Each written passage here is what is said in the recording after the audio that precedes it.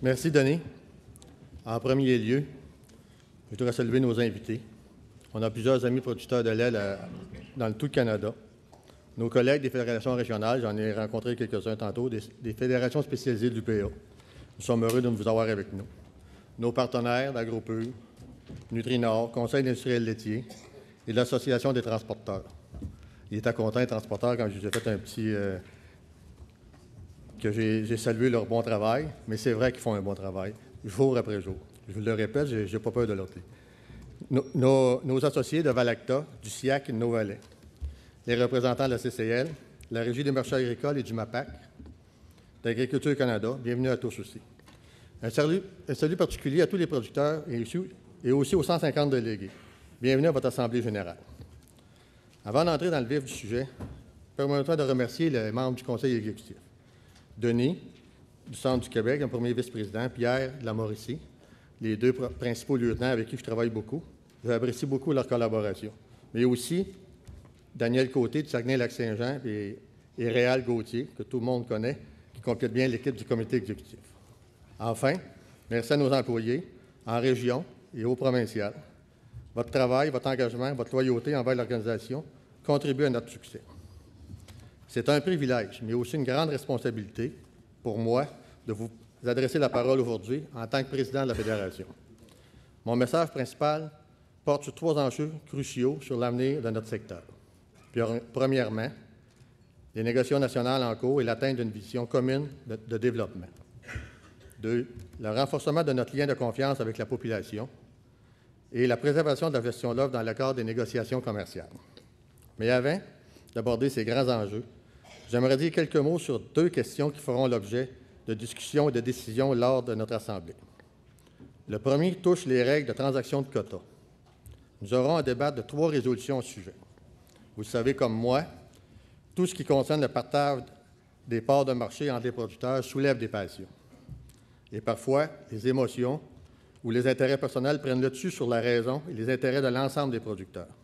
Encore plus, il s'agit de transferts de quotas de parents-enfants ou de l'aide de jeunes pour démarrer une nouvelle entreprise. J'aimerais d'abord vous rappeler quelques faits. Ceux qui critiquent la gestion de l'offre accusent les quotas d'empêcher les jeunes de s'établir en production laitière. La réalité leur donne tort. Notre production attire les jeunes. Et plus de jeunes s'établissent dans notre secteur, toute proportion gardée, comme le démontrent les récentes données. Le MAPAC vient de publier les chiffres préliminaires du dernier recensement de la relève établi pour 2011.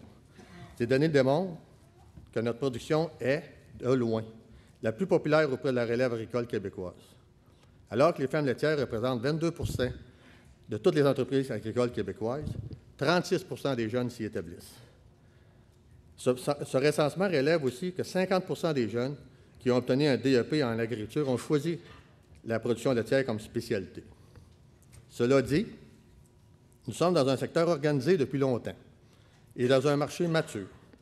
Chez nous, comme dans la plupart des pays développés, la croissance de la demande du lait suit celle de la population et s'appuie principalement sur le développement du yogourt et des fromages. C'est particulièrement le cas pour les marchés européens et nord-américains. On ne manque donc ni de lait, ni de producteurs pour répondre à la demande. D'ailleurs, dans la plupart des grands pays producteurs de lait, depuis des décennies, on assiste à l'établissement de nouvelles fermes. On n'assiste pas à l'établissement de nouvelles fermes laitières, mais plutôt à une restructuration continue du secteur de la production. C'est particulièrement vrai dans les pays où la mise en marché n'est pas aussi bien organisée qu'ici, où il n'y a pas de gestion de l'offre et où les prix à la ferme sont insuffisants pour couvrir les coûts de production de la majorité des producteurs. Au cours des 5 dernières années, par exemple, les États-Unis ont perdu, toute proportion gardée, 2 fois plus de fermes que nous. On observe le même phénomène en Europe depuis la déréglementation du prix du lait. On en perd des fermes chez nous, mais à un rythme beaucoup moins élevé que ce qu'on observe dans la majorité des grands pays producteurs de lait. En soi, c'est une bonne nouvelle. C'est d'ailleurs l'objectif que nous nous sommes fixés pour notre planification stratégique de 2007, maintenir le plus grand nombre de fermes laitières dans toutes les régions du Québec.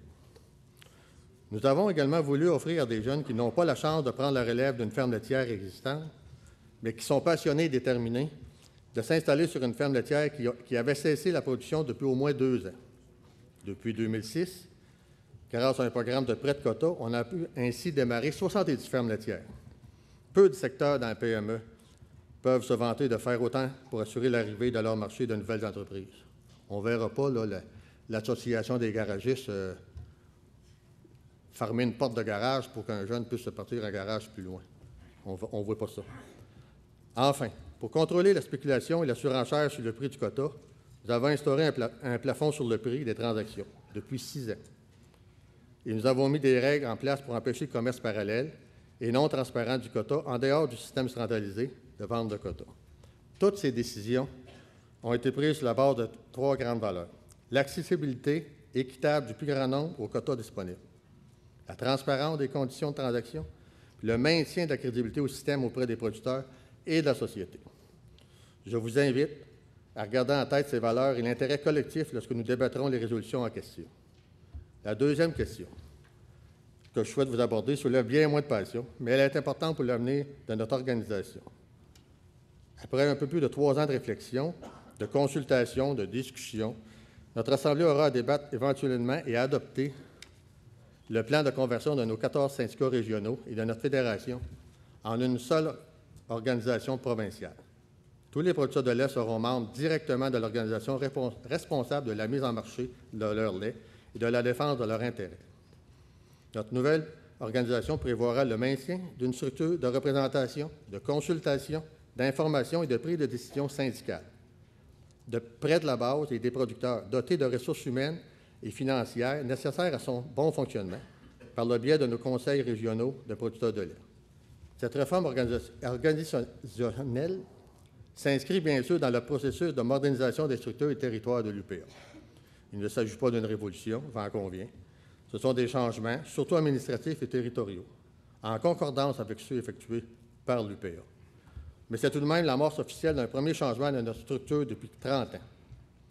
En effet, la dernière réorganisation remonte au début des années 80, alors qu'après bien des débats, ceux qui n'ont pas plus de cheveux que moi se souviennent de ça, les 20 000 producteurs de lait québécois fusionnaient leurs 4 plans conjoints en un seul, passaient de 28 syndicats régionaux à 14 et formaient en avril 83, il y a 30 ans, la Fédération des producteurs de lait du Québec.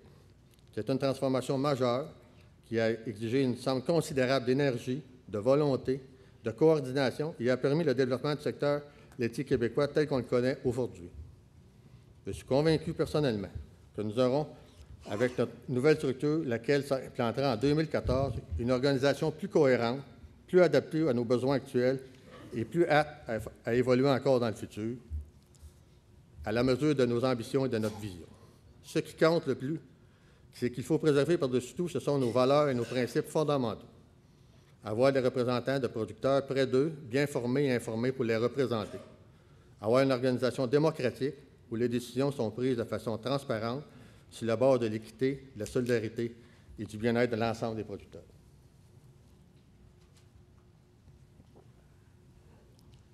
Ce que nous avons accompli au Québec, avec notre plan conjoint, nos conventions de mise en marché, nos outils de concertation d'industrie, nous devons maintenant le réaliser au plan national. C'est le premier défi dont je veux vous parler. Il faut développer, à l'échelle canadienne, une vision commune, une vision de développement rentable et durable de nos marchés. Il faut se doter d'outils de concertation et de décisions efficaces et cohérents. Nous devons y travailler ensemble, producteurs, transformateurs et gouvernements de toutes les provinces. Ce n'est pas la première fois qu'on s'en parle et je ne suis pas le premier à le faire. Dans les années 90, on discutait déjà de la mise en place d'un pool et des règles d'approvisionnement harmonisées au plan canadien. Il n'a pas été possible d'y arriver à l'époque, mais on a quand même fait des pas dans cette direction, avec la mise en place des pools régionaux et la mise en commun nationale des classes spéciales. Depuis le milieu des années 2000, nous travaillons à l'harmonisation de nos politiques dans l'entente P5. Et depuis 2 ans, des négociations nationales sont reparties. C'est un grand défi. Un défi que nous sommes condamnés à relever pour maintenir les bénéfices de notre modèle de mise en marché ordonnée et de gestion de l'offre. Un travail de longue haleine, un chantier complexe qui exige effort, patience, diplomatie et concessions mutuelles. Je ne vous cacherai pas que c'est parfois frustrant. On fait des pas en avant, puis ça recule en raison d'intérêts particuliers. Mais il faut reconnaître le progrès quand il y en a. On l'a déjà expliqué, nous ne manquons pas de lait au Québec, au Canada, pour satisfaire toute la demande des marchés en croissance. Le défi est de s'assurer qu'il aide au bon endroit, au bon moment et en quantité suffisante. Jusqu'à présent, nous avons relevé ce défi dans chacune des provinces. Les fabricants de yogourt ont tout le lait requis pour répondre à la croissance du marché, les fromageries aussi. Pour le long terme, cependant, il faut des mécanismes au plan national pour garantir cet approvisionnement. En 2012, nous avons fait des pas importants en ce sens. Comme Alain vous l'a présenté dans son rapport annuel tout à l'heure, au Comité canadien de gestion des approvisionnements, on a décidé de mettre en place une réserve de croissance de 1 avec la priorité des classes 2 et 3.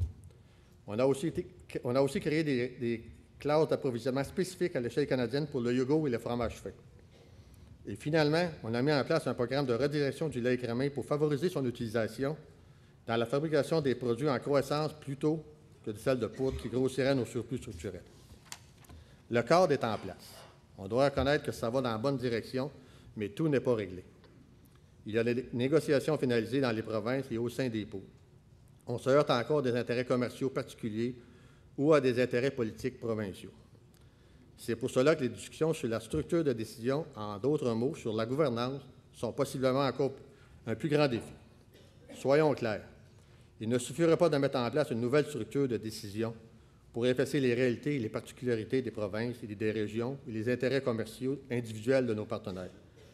Mais il nous faut un mécanisme de gouvernance où nous pourrons confronter nos particularités, nos différences et arriver à un compromis dans l'intérêt de tous. Il ne suffit pas d'inventer une nouvelle structure pour qu'arrive la cohésion, la cohérence et l'intérêt supérieur du secteur laitier. Il faut se donner le temps de clarifier les attentes et la vision de tous les partenaires.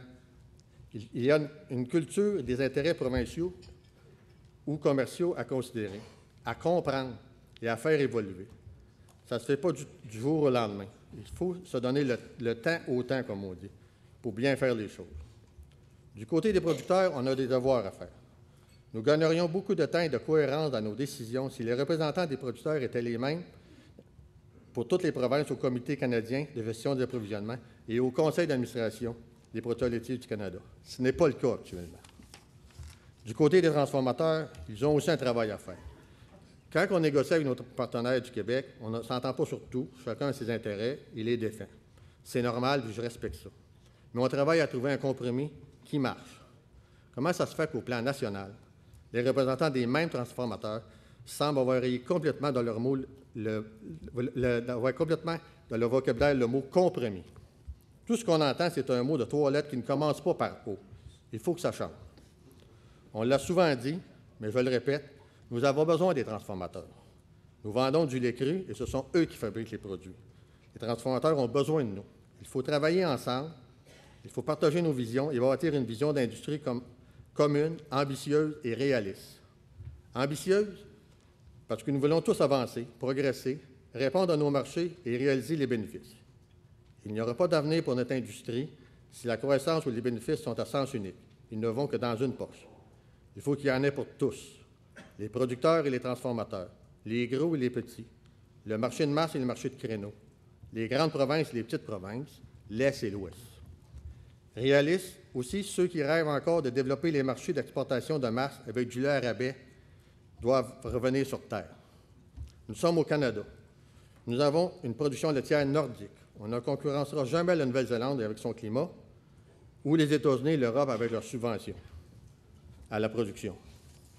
Je conclus ce défi par une suggestion. Nous travaillons depuis des années à essayer de développer cette vision commune entre leaders de l'industrie et nous piétinons.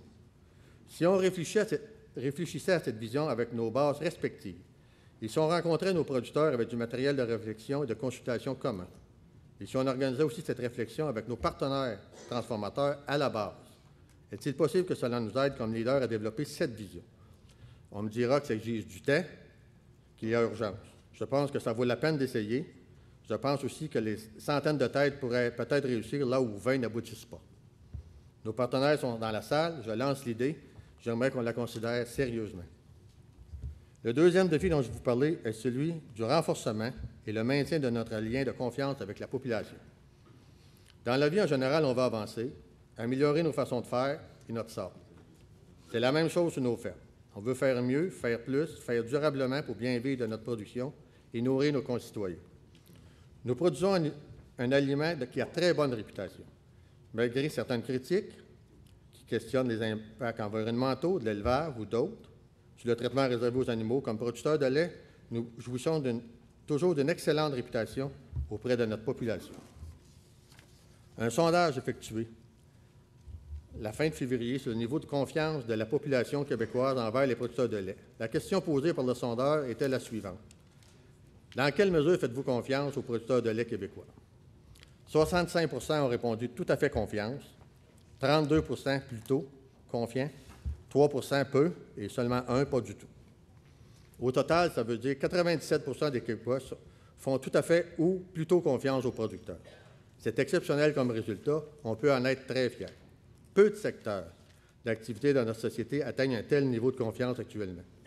Vous avez sûrement des exemples en tête de professions ou de secteurs d'activité qui obtiendraient un score inverse. Je n'ai pas besoin de vous en donner. Là, j'entends quelques-uns d'entre vous penser tout haut.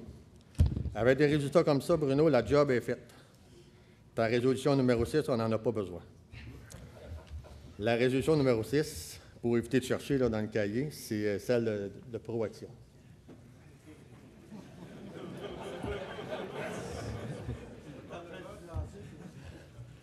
J'aimerais ça vous donner raison, mais je ne vais pas vous conter d'histoire. Vous le savez, mais pour le bénéfice de certains dans la salle qui ne le sauraient pas, Proaction, c'est le programme que les producteurs laitiers du Canada proposent de développer pour faire reconnaître les bonnes pratiques des producteurs en environnement, en qualité, en contrôle des risques liés à la salubrité, en traçabilité pour le bien-être animal et la biosécurité. Quand on a présenté le projet Proaction dans les assemblées secteurs, ceux que j'ai fait, puis il a été présenté dans tous, mais je peux vous parler de ceux que j'ai fait, je n'ai pas rencontré un seul producteur qui sautait de joie. Il n'y a personne qui se réjouit à la perspective de s'ajouter du travail ou des règles pour produire un bien. Mais plusieurs ont compris, je pense, que si on ne se donne pas nous-mêmes des règles et qu'on ne met pas un programme en place pour certifier qu'on les applique, tôt ou tard, quelqu'un d'autre va nous en imposer. Nos confrères producteurs de porc en savent quelque chose. Tout dernièrement, vendredi passé, je prenais un café dans une grande entreprise canadienne qui achète beaucoup de produits agroalimentaires aux producteurs d'ici, notamment beaucoup de lait et de crème. En lisant un document d'information sur leur bacon servi à ses consommateurs, j'ai vu que l'entreprise avait demandé à ses fournisseurs producteurs de porc de se doter de plans, avec échéancier pour éliminer graduellement les caves de vestation pour les truies. Il a été écrit qu'à compter de 2022, l'entreprise ne s'approvisionnerait que de fournisseurs qui auraient éliminé ces caves. On aurait tort de penser qu'on est à l'abri de ces pressions de ce genre. Notre réputation, nous la méritons. Comme nous l'avons récemment écrit aux consommateurs dans une publicité du cahier spécial sur l'agriculture du Journal de Montréal de Québec, votre confiance, c'est notre récompense. On a conclu cette publicité en ajoutant « Votre confiance est précieuse pour nous et nous travaillons d'arrache-pied pour la conserver. » Je sais que c'est la vérité. Je sais que la très grande majorité de producteurs travaillent bien, consciencieusement, ils cherchent continuellement à s'améliorer. Mais gagner la confiance des consommateurs, c'est comme faire du ski. C'est bien plus long remonter à la pente que la descente. Les consommateurs d'aujourd'hui sont des citoyens branchés, qui s'informent à plusieurs sources et qui sont méfiants. Mercedes Era, la PDG d'un des plus grands groupes de publicité et de communication du monde, disait dans une entrevue récente au Journal des Affaires, je la cite, « Nous devons passer d'un univers marketing où l'on proclame à un autre où l'on démontre.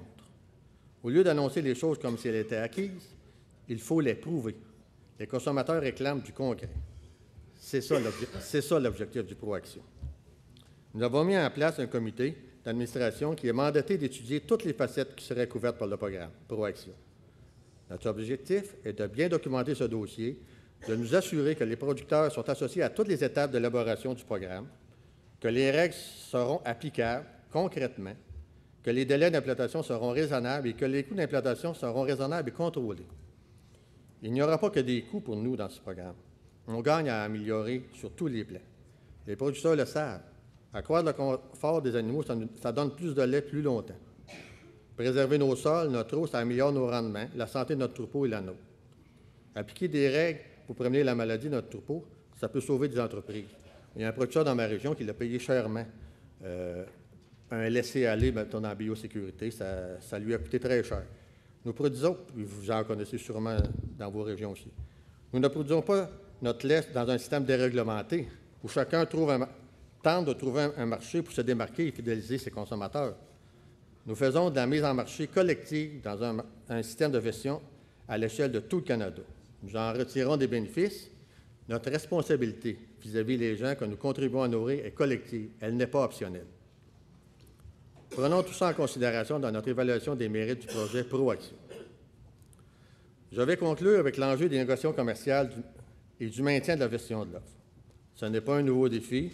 Tous les présidents de la Fédération de l'aile l'ont traité en long et en large dans leur message depuis plus de 25 ans. Difficile d'être original dans ces conditions. Tout semble avoir été dit sur le sujet. Au milieu des années 80, c'était la négociation du libre-échange avec les États-Unis qui nous inquiétait vivement. Pratiquement en même temps, il y a eu les négociations du GATT qui ont démarré, puis celles d'ALENA qui ont inclus le Mexique dans le libre-échange. Ensuite, l'OMC qui a succédé au GATT. En fait, on n'a jamais pu baisser la garde depuis 1986. On s'est battu, on a manifesté, on a communiqué, on a expliqué, on a vulgarisé. C'est un travail considérable qu'on a fait pour maintenir notre système parce qu'on est convaincu que c'est le meilleur au monde, pour garantir un revenu équitable aux producteurs sans subvention. Le meilleur système pour nourrir notre monde, nos concitoyens, avec des produits locaux de grande qualité et à prix raisonnable. On les a convaincus que la gestion de l'offre, c'est un modèle agricole équitable qui non seulement contribue à notre souveraineté alimentaire, mais qui a des retombées économiques majeures sans coûter un sou au trésor public. D'autres producteurs dans le monde, pour toutes sortes de raisons, n'ont pas réussi à maintenir un système similaire au nôtre. En Europe, ils vivent crise après crise depuis la déréglementation du prix en 2007. Et la fin des quotas est toujours prévue pour 2015. Ils sont à la merci des prix fixés par les acheteurs et leur survie dépend des subventions européennes. Un budget annuel de près de 60 milliards d'euros pour l'ensemble de l'agriculture. Les Suisses, qui ne font pas partie de l'Union européenne, mais qui ont une entente de libre-échange avec l'Europe, ont abandonné la gestion de l'offre en 2009. Mais à quel prix? La ferme laitière suisse moyenne, moins de 25 vaches et environ 132 000 litres de lait de production, recevait près de 70 000 $ de subventions par année. Faites le calcul. Avec 26 000 fermes, ça fait plus de 1,7 milliard de dollars annuellement pour soutenir les producteurs de lait d'un petit pays qui compte moins d'habitants que le Québec. Aux États-Unis, les grandes fermes laitières de l'Ouest, du Sud-Ouest, celles qui ne produisent pas leur propre fourrage, elles ont des marges négatives. En Australie, qui a déréglementé en 2000 son secteur laitier, dans plusieurs États, les producteurs quittent la production massivement. C'est contre ces modèles de déréglementation que nous nous sommes battus et on a raison de le faire. Malheureusement, les pressions pour ouvrir le marché canadien et déréglementer la production ne sont pas moins grandes, elles viennent simplement d'ailleurs. Elles viennent en particulier des négociations du partenariat transpacifique et celles de l'Europe. Vous l'avez lu ou vu récemment dans les médias, on nous annonce une conclusion imminente avec les négociations avec l'Europe. Le gouvernement canadien nous assure toujours du maintien d'une position de négociation très ferme pour le maintien de la gestion de l'offre. Il sait que pour nous, ça veut dire aucun accès à notre marché en dehors des contingentements tarifaires de 20 400 tonnes de fromage déjà concédés. L'Europe a déjà les 2 tiers de ce contingent. Elle nous exporte plus de 160 millions de dollars de fromage annuellement. Son marché agricole est un des plus fermés de la planète, tous produits confondus, et l'un des plus subventionnés. Pour le Québec en particulier, qui produit plus de 60 des fromages fins au Canada, tout accès supplémentaire concédé se traduirait par des pertes directes pour les producteurs et de nos nombreuses fromageries, les petites comme les grandes. On a calculé que chaque 1 % du marché concédé représente 150 millions de pertes pour les producteurs et les transformateurs. Mais surtout, toute concession supplémentaire enverrait un très mauvais signal pour les autres négociations de libre-échange en cours. Contrairement à ce qu'on a pu lire dans certains médias récemment, ce n'est pas une négociation sectorielle, donnant-donnant, mes autos contre tes camions, mon bœuf contre ton fromage. C'est une négociation globale et le résultat doit être équilibré globalement. Plusieurs secteurs de la négociation, marché public, indications géographiques.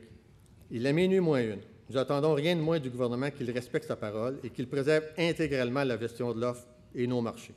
En novembre dernier, comme on l'a expliqué tantôt, nous avons lancé une campagne d'appui à la gestion de l'offre, une campagne de terrain avec nos collègues des autres productions sous gestion de l'offre. Je vous invite à maintenir et multiplier vos efforts. Nous ne pouvons baisser la garde. Je vous remercie.